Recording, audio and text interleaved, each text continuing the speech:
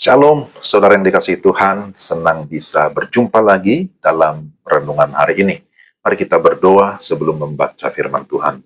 Kami datang kepadamu ya Tuhan, bersyukur untuk kesempatan ini.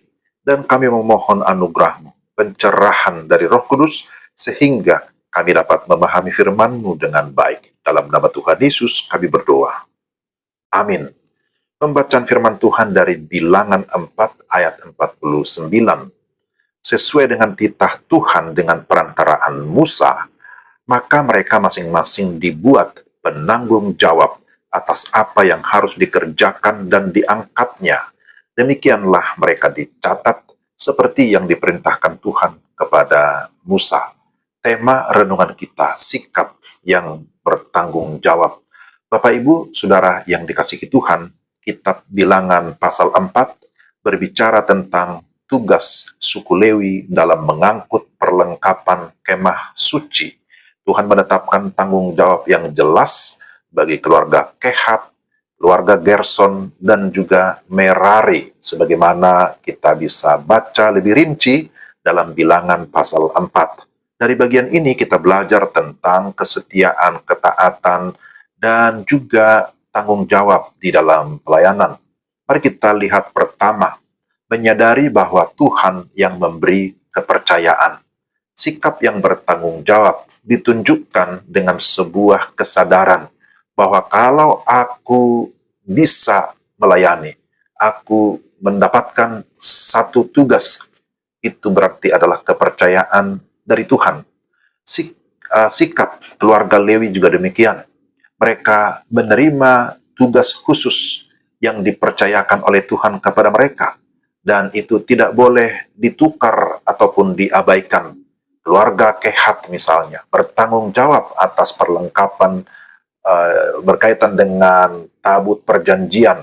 Tetapi mereka tidak boleh menyentuhnya secara langsung. Bilangan 4 ayat 15. Keluarga Gerson dan Merari bertugas membawa bagian lain dari kemah suci. Jadi hal ini menunjukkan bahwa dalam pelayanan setiap orang memiliki peran yang berbeda, tetapi pada dasarnya sama pentingnya. Apapun peran kita, ingatlah bahwa itu adalah kepercayaan dari Tuhan. Yang kedua, melayani sesuai dengan standar Tuhan. Tuhan menetapkan standar yang tinggi bagi orang yang melayani Dia.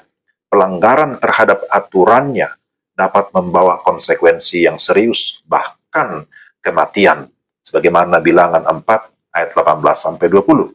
Hal ini mengajarkan bahwa pelayanan bukan sekedar aktivitas biasa, tetapi sebuah panggilan yang harus dijalankan dengan sikap hormat dan takut akan Tuhan.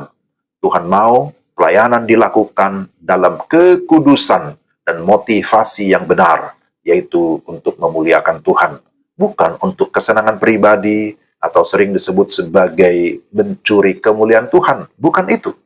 Maka kita harus tetap menjaga sikap hati kita yang sungguh-sungguh mau tunduk di hadapan Tuhan. Dan kita mau melakukan segala sesuatu untuk memuliakan Dia. Yang ketiga, menjalankan tugas dengan kesiapan dan disiplin. Hanya orang yang berusia 30-50 tahun yang boleh melayani. Itu yang dicatat dalam Bilangan 4 ayat 3, ayat 23, ayat 30. Ini menunjukkan bahwa pelayanan membutuhkan kedewasaan, baik secara rohani maupun secara jasmani. Mereka harus siap sedia, sesuai dengan instruksi Tuhan, kapan harus berpindah dan mengangkat semua perlengkapan kemah pertemuan. Tuhan ingin kita siap dan disiplin dalam menjalankan tugas kita kapan dan di mana saja. Kemah suci juga menyimbolkan bahwa kehidupan kita di dunia ini hanyalah sementara. Ada waktunya, harus dibongkar dan berpindah sampai akhirnya tiba di tanah perjanjian. Di tanah perjanjian yang kekal bagi kita yang sungguh-sungguh sudah percaya dan menerima Yesus Kristus sebagai Tuhan dan Juru Selamat.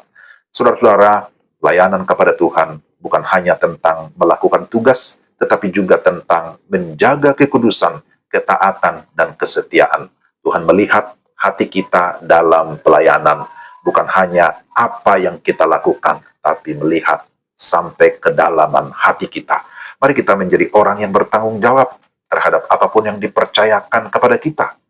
Jadilah orang tua yang bertanggung jawab untuk para orang tua. Jadilah pemimpin yang bertanggung jawab bagi para pemimpin. Jadilah pelayan yang bertanggung jawab bagi para pelayan, dan lain sebagainya.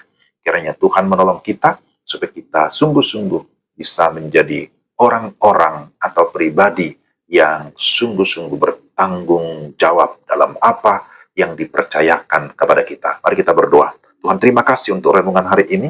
Kami bersyukur dan kami memohon pimpinan Tuhan supaya kami dapat menjadi orang-orang yang disukai Tuhan, karena kami didapati Tuhan menjadi pribadi yang bertanggung jawab atas kepercayaan yang Tuhan berikan kepada kami.